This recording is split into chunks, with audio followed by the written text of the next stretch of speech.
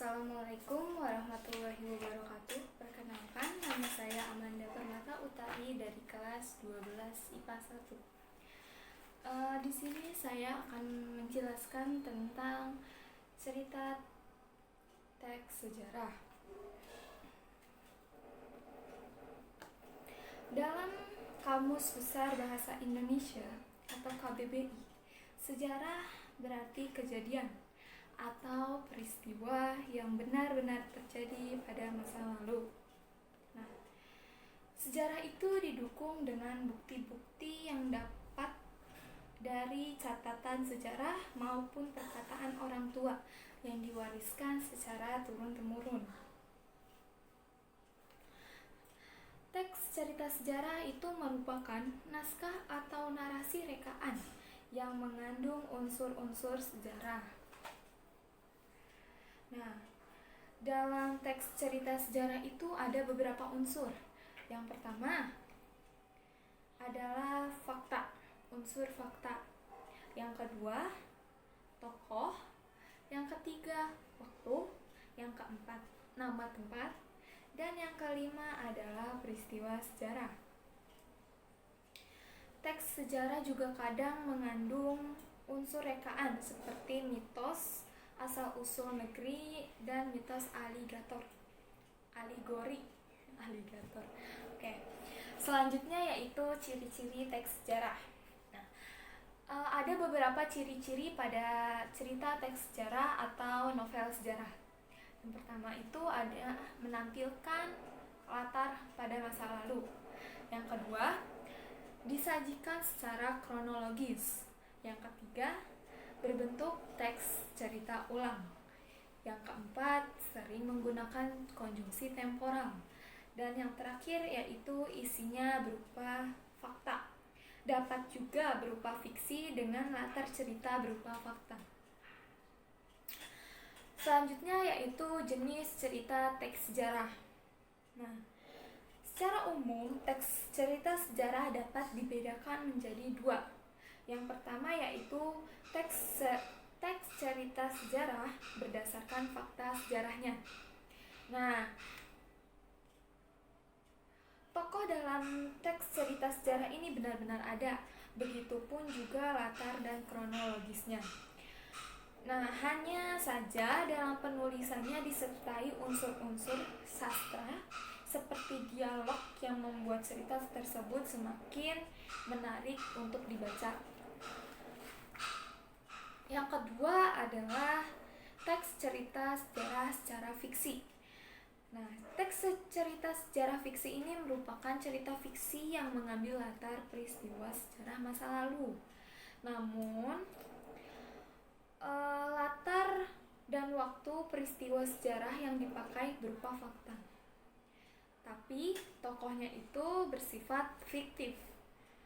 Nah, peristiwa sejarah masa lalu disampaikan dalam cerita fiksi dengan tokoh dan cerita yang imajinatif. Selanjutnya yaitu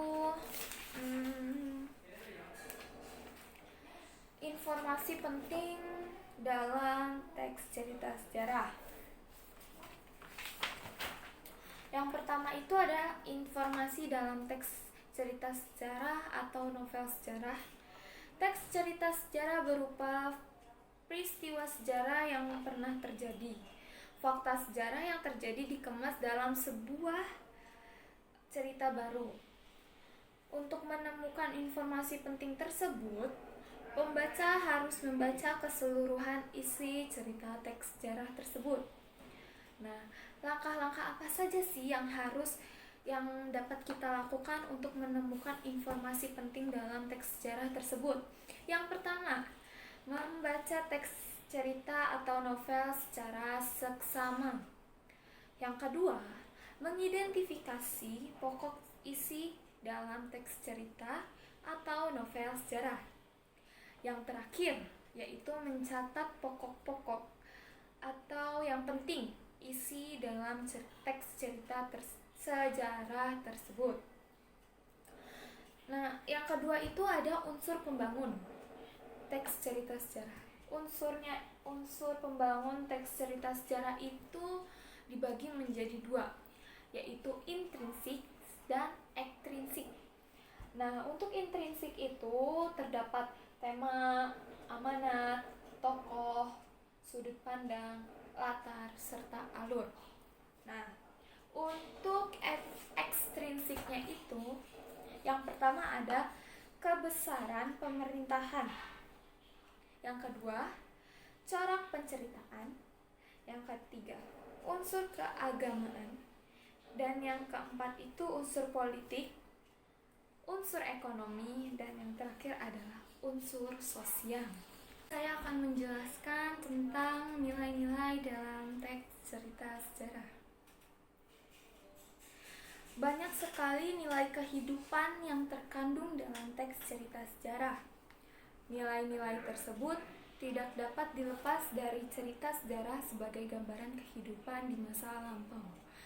Nah, nilai-nilai tersebut ada yang masih relevan dengan kehidupan masa kini, begitupun sebaliknya. Nah, nilai-nilai kehidupan dalam teks cerita sejarah itu dapat dikonversi ke dalam bentuk teks eksplanasi. Kegiatan ini membutuhkan pemahaman mengenai struktur teks eksplanasi. Pastikan dulu Anda mengetahui ya, teks eksplanasi itu apa. Nah, selanjutnya itu identifikasi nilai-nilai dalam teks cerita sejarah. Untuk menganalisis isi cerita teks sejarah itu kalian dapat memperhatikan langkah-langkah sebagai berikut. Yang pertama, membaca cerita dalam teks sejarah secara bersama atau seksama. Yang kedua, menganalisis perbuatan tokoh dalam cerita. Yang ketiga, menemukan nilai yang terkandung dalam cerita. Dan yang terakhir itu menyimpulkan nilai yang terkandung dalam cerita dengan bahasa sendiri. Yang kedua itu keterkaitan nilai teks cerita sejarah dalam kehidupan masa kini.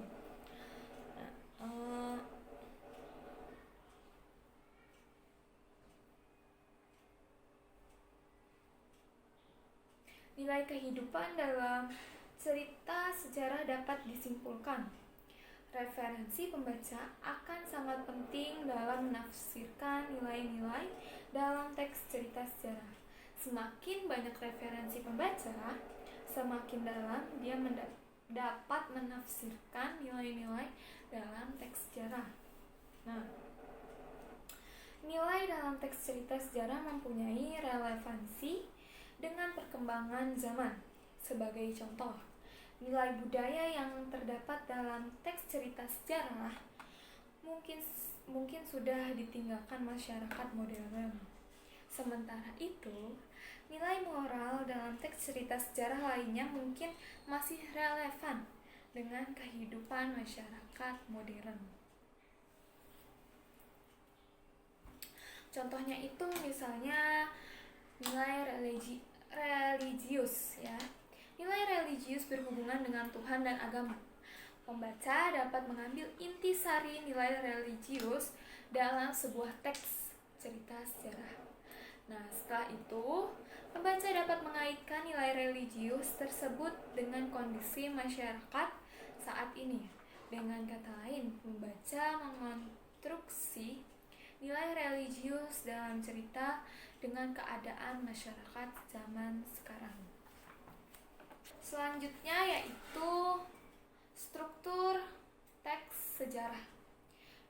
Struktur teks sejarah itu ada 1, 2, 3, 4, 5, ada 6 ya. Yang pertama itu abstrak. Abstrak itu merupakan inti cerita yang berisi pengenalan singkat tentang tokoh atau tempat yang diceritakan. Yang selanjutnya adalah orientasi. Orientasi itu sebagai pembuka dalam teks cerita sejarah yang berisi tentang pengenalan tokoh atau suatu tempat. Yang ketiga adalah komplikasi. Komplikasi berisi urutan kejadian yang dihubungkan dengan sebab dan akibat. Yang keempat adalah klimaks. Klimaks merupakan puncak konflik dalam sebuah cerita teks eksplanasi tersebut. Selanjutnya itu adalah resolusi. Resolusi itu berisi solusi-solusi dari konflik yang dialami tokoh dalam teks tersebut. Cerita teks sejarah tersebut. Yang terakhir adalah koda. Koda itu merupakan bagian akhir dari sebuah teks cerita sejarah yang berisi tentang amanah. Nah, untuk selanjutnya itu fungsi. Apa sih fungsi teks sejarah itu? Yang pertama itu ada rekreatif, merupakan fungsi untuk mengajak pembaca bisa kembali aktif dan memahami isi dalam cerita. Yang kedua itu adalah inspiratif. Inspiratif itu dapat membuat pembaca terinspirasi sehingga mencari sumber-sumber cerita tersebut.